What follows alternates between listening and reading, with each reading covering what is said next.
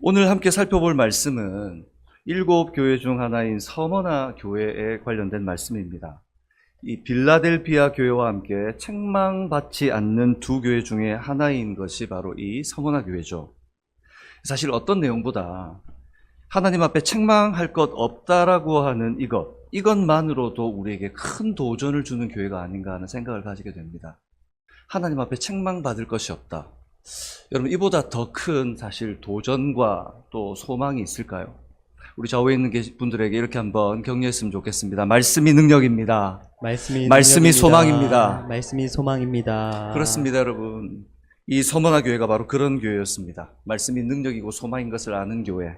그래서 하나님 앞에서 늘 깨어있는 교회. 그래서 하나님께 칭찬 듣는 교회. 하나님 앞에 책망받지 않는 교회. 저는 우리 비전제일교회가 바로 이런 교회 되기를 주님의 이름으로 축복합니다. 서머나는 이 서머나라고 하는 이 도시는 어떤 도시인가? 이 도시는 교육과 무역이 다른 어떤 곳보다 번창한 도시였습니다. 이 번영한 항구 도시가 있는 곳인데, 제가 여러분 조금 전에 나눴던 이 샌프란시스코는 참 번성한 도시입니다. 날씨도 좋고요.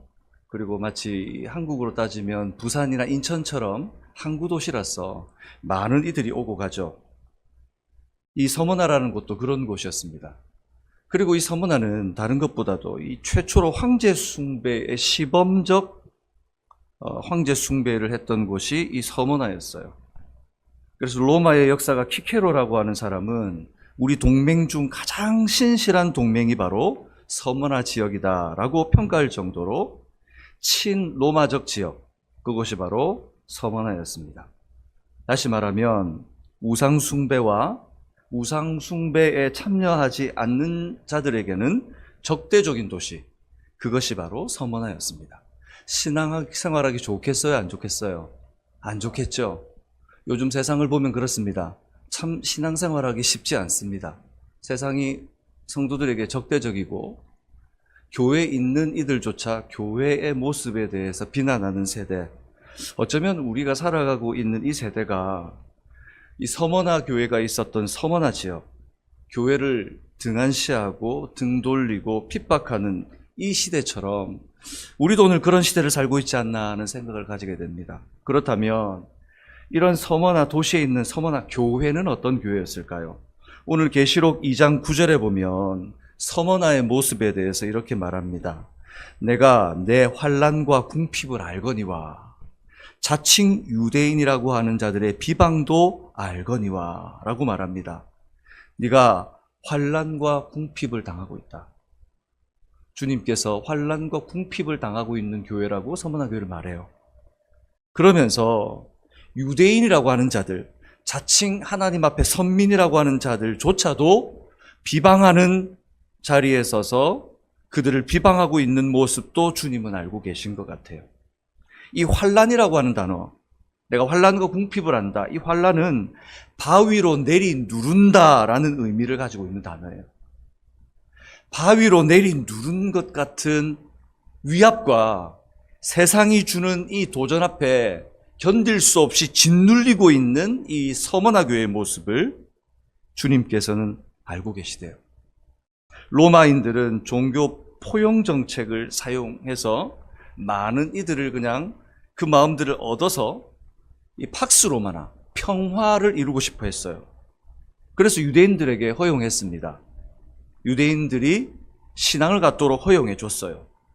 하지만 이 이방인들이 기독교로 개종하는 것을 유대인들은 질투하고 공공연하게 기독교를 반대하며 앞장섰고 그로 인해 수모를 겪고 고난에 처할 수밖에 없는 것이 기독교였습니다. 참 아이러니하죠? 로마는 유대인들에게 종교를 허용해 줬는데 유대인들은 기독교인들에게 허용하지 않습니다. 참 재밌는 일이 벌어지고 있습니다. 경제적으로는 궁핍하고 사회적으로는 핍박과 어려움이 이어졌습니다. 실제로 이 생계를 유지하는데 어려울 정도로 경제적으로 궁핍해진 이 그리스도인들이 여러분 어떤 모습이었겠습니까? 바로 이 핍박의 중심에 유대인들이 있었습니다. 유대인들은 자신들을 하나님의 회당이라고 불렀습니다. 자칭 유대인이라고 하는 자들이라고 성경은 이야기합니다. 하나님이 유대인이라고 부르는 자들이 아니라 자칭 유대인. 실상은 유대인이 아닙니다. 여러분 어떠십니까? 여러분 그리스도인이십니까? 자칭 그리스도인이 혹시 아닐까요? 나는 정말 하나님이 보실 때 그리스도의 사람이 맞습니까? 우리는 오늘 우리를 돌아보아야 합니다.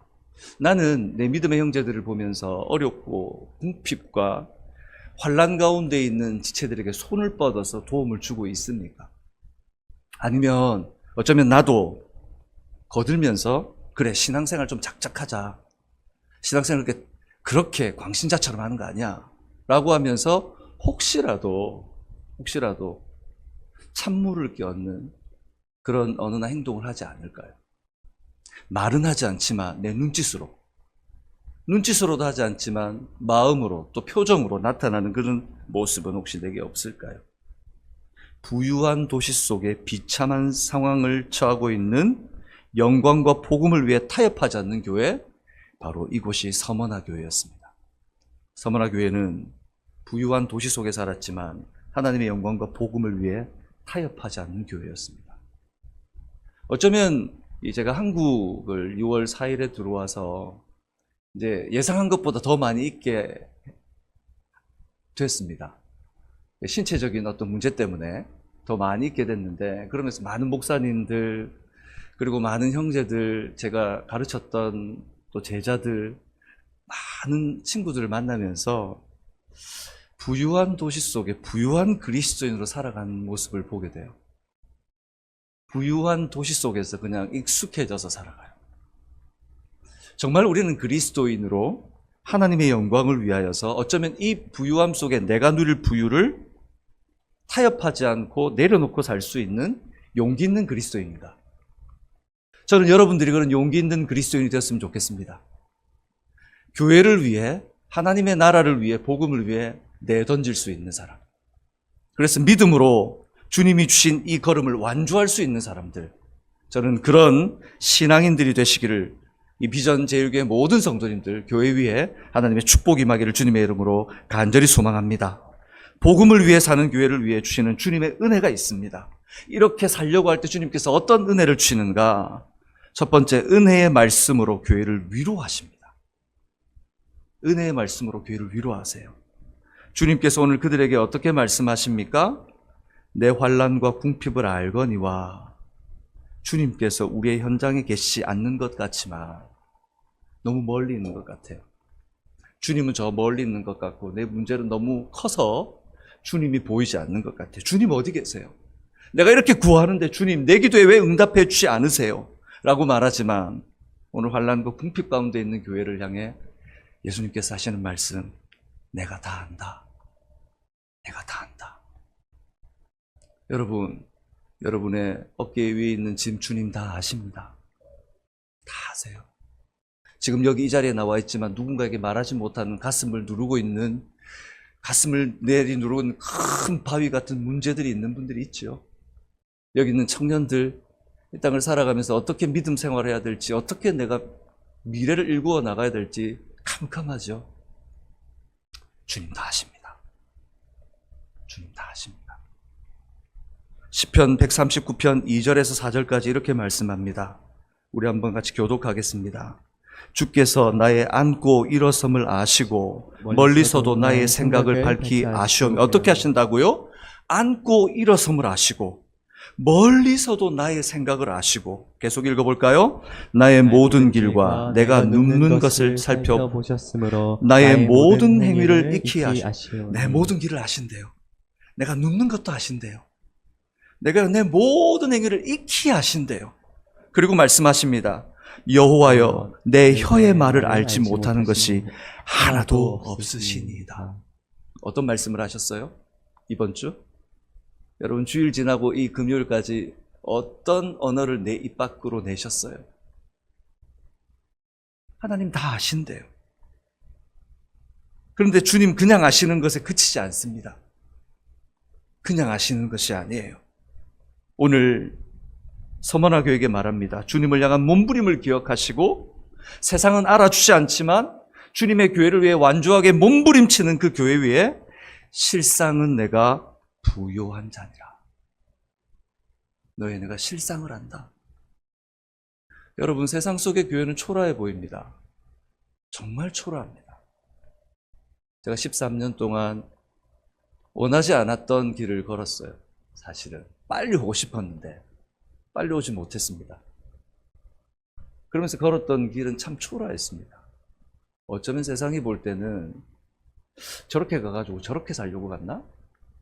어쩌면 다 털어오면 그런 얘기들을 하실 줄 모릅니다. 그런데 주님은 아십니다. 너의 실상을 아십니다.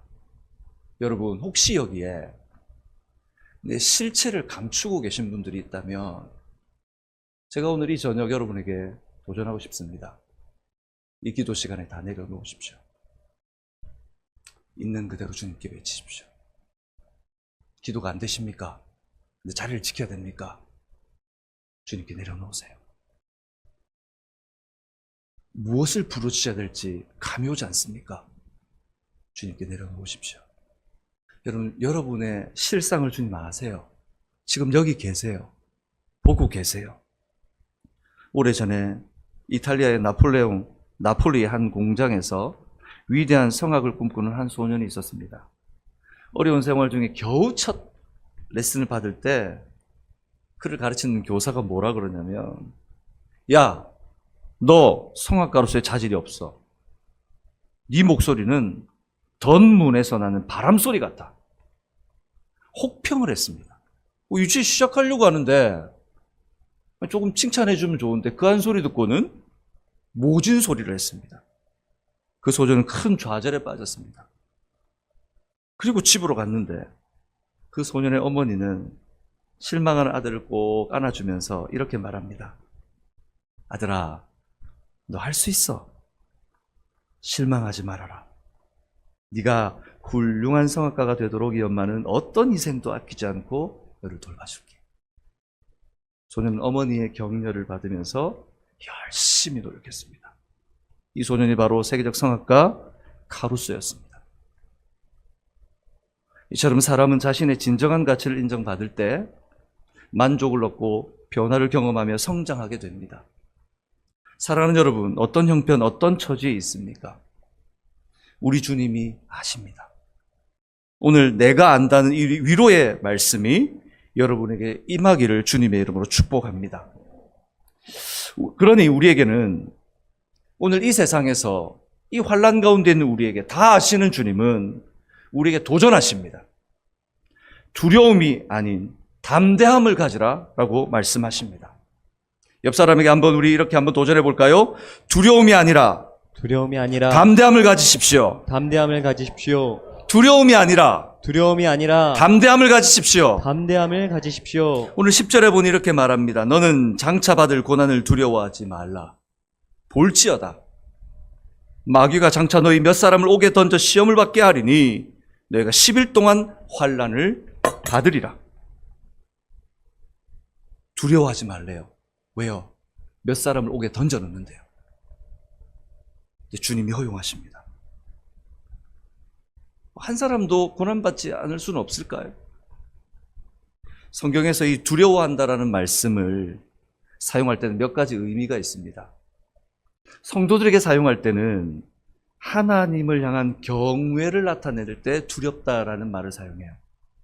그런데 이 땅의 사람들의 사용할 때에는 심판에 직면하게 되는 공포 앞에서 두렵다라는 언어를 표현합니다. 여러분 어떠십니까? 두려움이라는 말을 들을 때에 여러분은 어떤 마음이 있습니까? 요한계시록에 사용되는 이 두려워하지 말라라는 말씀은 이 두 가지를 다 포함합니다. 하나님을 경외하는 두려움을 가질 뿐만 아니라 세상에 임할 재앙이 성도에게도 예외가 아님을 기억하고 두려워하라고 말합니다. 우리는 어쩌면 그렇게 삽니다. 세상에 임하는 이런 고난은 내게는 없는 거야. 나하고는 상관없어. 그러니 나는 이 세상에서 재난이나 공포나 어려움에서 나는 자유로워. 하나님이 나를 지켜주실 거야. 그러나 오늘 분명히 말합니다. 주님께서 실제로 감옥에 갇히는 두려움과 공포의 시간이 너에게 올 것이다. 추옥에 시간이 오고 있음을 알려주고 있습니다. 사랑하는 여러분, 성도도 고난 받습니다. 어쩌면 성도는 세상 사람보다 더 큰 고난을 받을지도 모릅니다. 세상 이들이 알아주지 못하는 두려움과 세상 사람들이 말할 수 없는 하나님의 테스트가 우리에게 있습니다. 당시 서머나에는 여러분들 조금 전에 말한 것처럼 유대인들이 있었고, 이 유대인들은 거류지를 가진 단체를 가진 집단이었습니다. 이들이 기독교 핵심의 반대자들이었는데 이들이 어떻게 그들을 괴롭혔는가, 어떻게 실제로 이런 감옥에 갈 것 같은 어려움이 있었는가. 당시 서머나 교회 감독이었던 사람이 있습니다. 여러분 들으면 잘 아실 거예요. 폴리캅이라고 하는 사람이에요. 이 폴리캅이 교회의 황제 숭배를 거부하면서 황제 숭배를 하는 것이 아니라 우리의 주는 그리스도 예수밖에 없다고 성도들이 가르쳤습니다. 황제와 로마의 종교를 기만한다고 유대인들이 달려들어서는 이 폴리캅을 고발해버렸습니다. 그 결과 어떤 일이 일어났는가? 유대인들이 지키는 안식일 날 이 폴리캅을 불태워 죽입니다. 참 재미있는 일이죠. 유대인들은 안식에 일하지 않습니다. 그런데 그날에 이 폴리캅이라고 하는 걸출한 기독교의 영성 있는 지도자를 죽이는 일에 일조합니다. 그런데 정작 화형을 당하는 폴리캅은 순교 현장에서 이렇게 말합니다.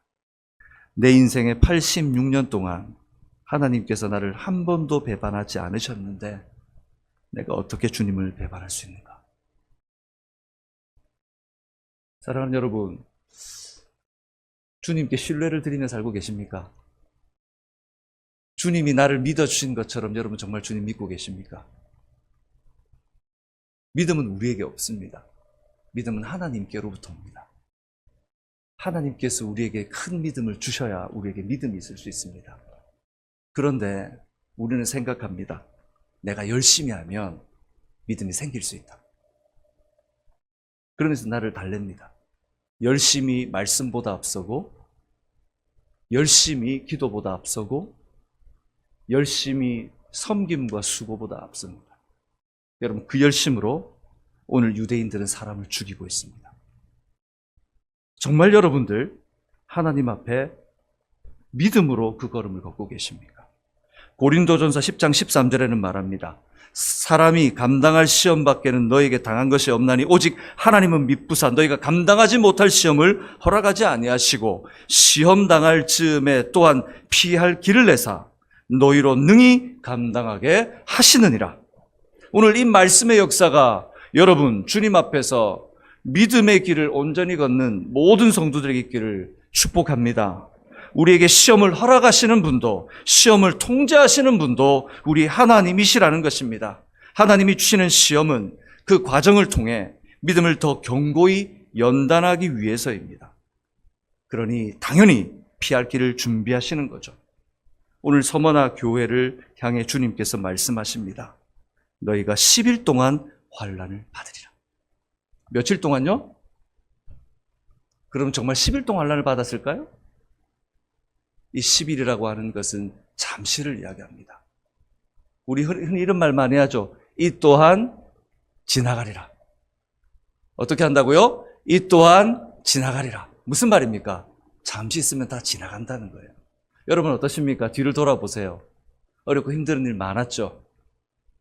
이번 한 해 첫 시작하면서 2024년 어떤 마음으로 시작하셨습니까? 여러분 돌아보니 어떻습니까?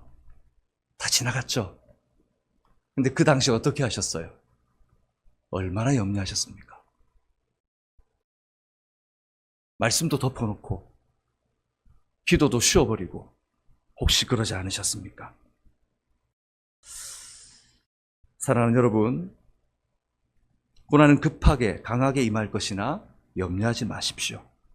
이 모든 것들은 일시적이며 영원하지 않고 지나갈 것입니다. 베드로전서 4장 12절 13절은 이렇게 말합니다. 우리 함께 읽어볼까요? 사랑하는 자들아 너희를 연단하려고 오는 불시험을 이상한 일 당하는 것 같이 이상히 여기지 말고 오히려 너희가 그리스도의 고난에 참여하는 것으로 즐거워하라. 이는 그의 영광을 나타내실 때에 너희로 즐거워하고 기쁘게 하려 함이라. 그러니 세상과 악한 영의 세력 앞에서 우리의 입으로 담대히 고백합시다. 나는 주님만 의지합니다. 그런 담대함 주시기를 주님의 이름으로 축복합니다. 우리는 담대한 경주자가 되어야 됩니다. 이 담대한 경주자란 말은 무슨 말인가? 세 번째, 멈추지 말고 끝까지 완주하는 겁니다. 여러분, 어쩌면 우리는 이렇게 생각합니다. 멋지고 멋있고 굉장히 세상 앞에 드러난 휘황찬란한 모습으로 그 결승전에 들어가고 싶어요. 이대로는 안 될 것 같아요. 그러니 주님, 이대로는 안 됩니다. 나 좀 더 멋있게, 나 좀 더 괜찮게 그런 성도로 좀 살게 해주세요. 여러분, 그 소망은 버리셔야 합니다. 왜 그렇습니까? 우리는 전적으로 타락한 인생들이기 때문입니다. 우리는 내가 근사해지는 것이 아니고, 여러분, 영광된 하나님을 우리가 믿는 것입니다. 내가 영광스럽게 되는 것이 아니라 영광스러운 하나님을 믿는 것이 우리의 소명임의 삶이 되어야 합니다. 그러니 좀 어떻습니까? 좀 영광스럽지 못하고 때가 묻고 좀 부족하고 불편하면 어떻습니까? 우리 주님 그런 우리를 기다리시는 줄로 믿습니다. 있는 그대로 나오세요, 여러분. 있는 그대로 나오세요. 오늘 주님께서 말합니다. 10절 하반절에 내가 죽도록 충성하라. 그럼 내가 생명의 면류관을 내게 주리라. 여기서 충성이라는 헬라어는 피스토스라고 하는 단어입니다. 이 단어는 예수님께 사용될 때는 자신을 따르는 제자들에게 나는 신실하다라고 표현하지만 이 제자들이 또 성도들이 이 하나님께 포함할 때는 믿음을 지켜 생명까지 드린다고 하는 의미를 포함하고 있습니다. 내가 죽도록이라고 강조하고 있기까지 하죠. 예수님께서 제자들에게 말합니다. 제자도를 가르치시면서 누가 내 제자가 될 수 있느냐? 마가복음 8장 34절에 말씀합니다. 누구든지 나를 따르려거든. 같이 읽어볼까요? 자기를 부인하고 자기 십자가를 지고 나를 따를 것이니라. 사랑하는 여러분, 십자가를 자기를 부인한다는 의미일 뿐만 아니라 참된 제자를 동행한 뿐만 죽음까지도 내가 짊어지겠다는 의미를 가지고 있습니다. 주님이 가신 곳, 그곳이 어디가 되었든 멈추지 않고 끝까지 가는 것, 그것이 제자의 삶이라는 거죠. 여러분 묻고 싶습니다. 죽을 준비 되셨습니까? 대답 못 하시겠죠? 그게 우리의 본성입니다. 저도 그렇습니다. 우리 좌우에 있는 분들이 이렇게 한번 물어보죠. 죽을 준비 되셨습니까? 웃음만 나오죠. 그렇습니다, 여러분. 이게 제자의 삶이에요. 당장이라도 죽을 준비하셔야 합니다. 생명의 죽음만이 죽음이 아닙니다. 우리 청년들, 주님 믿고 시간을 포기하고 주님께 드리고 주님께 삶을 드리는 것, 이것도 세상 속에서 죽음입니다. 우리 성인들에게 여러분 유튜브 보는 것 이제 좀 내려놓고 말씀 좀 읽으시면 안 될까요? 이것도 죽음입니다. 여러분 좀 하고 있는, 듣고 있는 것, 즐기는 것 조금 내려놓고 기도하는 시간 좀 늘리면 안 될까요? 이것도 죽음입니다. 우리는 내 생명을 드려야 하는 것만 죽음이라고 생각하며 마치 우리가 거룩한 소망을 두고 있는 것처럼 여러분 거룩한 교만에 휩싸여 있습니다. 주님이 말합니다. 누구든지 나를 따르려거든. 누구든지 나를 따르려거든. 어린이든 청년이든 성인이든 노인이든 자기를 부인하고 자기 십자가를 지고 나를 따를 것이니라. 끝까지 충성하라는 의미는 아무리 부드럽게 표현하더라도 죽음이라는 것을 빼놓고는 설명할 수가 없습니다, 여러분. 죽음이 반드시 닥쳐올 것인데 그 앞에서도 타협하지 말고 그리스도께서 주와 그리스도 되신 것을 온 땅과 열방 속에 나타내는 증인의 삶을 사는 것, 그것이 바로 참된 교회의 삶이라는 것이죠. 당시 서머나 시에는 이 모범 시민이 죽으면 관이 주어졌다고 합니다. 이 죽은 자의 업적을 기리고 그것이 그들에게는 영광이 되었다는 것을 가문에 알려주는 거죠. 여러분, 죽어서 관을 써봤자 무슨 소용이 있겠습니까? 살아서 관을 줘도 그것이 내게 가치가 없다면 아무것도 아닌 것을 죽어서 얻는다? 그런데 예수님께서는 지금 생명의 관을 주신다고 말씀하십니다. 죽음에서도 생명의 역사를 완성하실 것을 말씀하고 있는 것이죠. 그리스도의 사람들이 어떤 일을 겪더라도 하나님 앞에서 우리를 하나님 나라의 백성으로 정당성을 증거하시고 마침내 영광스러운 상급을 얻게 하실 것입니다. 모든 사람 앞에서 여러분을 인정해 주실 줄로 믿습니다. 그러니 사랑하는 여러분, 생명을 바칠 사람들에게 특별히 주어진 약속입니다. 여러분, 그리스도의 고난에 참여하는 것, 그리스도를 위하여 고난받는 것은 슬픔이 아닙니다. 주님을 위해 고난받으면서 슬퍼하지 마세요. 주님을 위해 섬기면서 죽는 것 같이 힘들어하지 마세요. 여러분, 그것은 특권입니다. 하나님의 나라를 위하여 내가 섬길 수 있다는 것은 특권입니다. 하나님의 나라를 위하여 이 아무것도 아닌 인생이 쓰임받을 수 있다는 것은 놀라운 은혜입니다. 저는 목사가 안 되었다면 아마 깡패가 됐을 거예요. 저는 어린 시절 부모님이 이혼하고 아주 가난한 가정에서 방황을 되게 많이 했던 사람 중에 하나입니다. 누가 하나 건드리기만 해봐라. 그런 그냥 악을 물고 살았던 사람이에요. 저희 집은 참 가난합니다.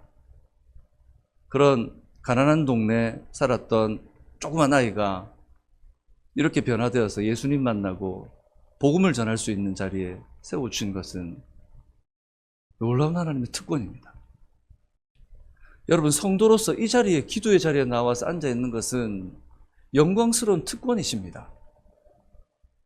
근데 우리는 그것을 특권으로 알고 그 특권으로 누리지 않아요. 너무 무거운 짐처럼 느껴요. 여러분, 주일 올 때 해와 같이 밝은 얼굴로 오십시오. 아멘. 아멘. 오늘 여기 오신 분들은 이번 주일부터 어두운 표정하지 마세요. 기도하러 오실 때 어두운 표정하지 마세요. 밝은 얼굴로 오세요. 그리고 주변에 누군가가 우리를 볼 때 어디 가는 거지? 왜 저렇게 행복해 보이지? 교회 가요. 교회 가요. 너무 좋아요.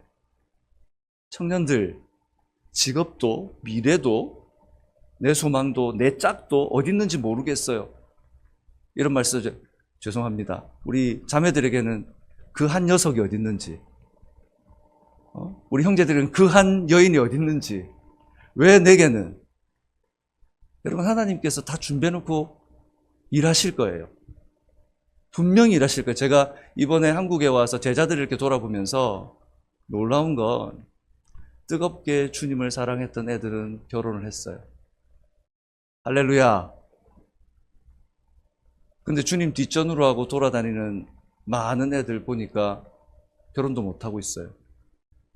하나님은요, 아십니다. 아십니다. 사랑하는 여러분, 빌립보서 1장 29절에 말합니다. 그리스도를 위하여 너에게 은혜를 주신 것은 다만 그를 믿을 뿐 아니라 또한 그를 위하여 고난도 받게 하려 하심이라. 교회로서의 공동체, 우리는 주님만이 나의 생명이시며 소망이심을 고백하는 하나님의 기쁨과 영광이 되는 삶을 살아야 될 줄로 믿습니다. 오늘 이 말씀을 하시는 예수님은 어떤 분인지 아십니까? 8절에 말씀합니다. 우리 같이 읽어볼까? 8절 말씀입니다. 서머나 교회 사자에게 편지하라. 처음이며 마지막이요 죽었다가 살아나신 이가 이르시되. 어떤 분요?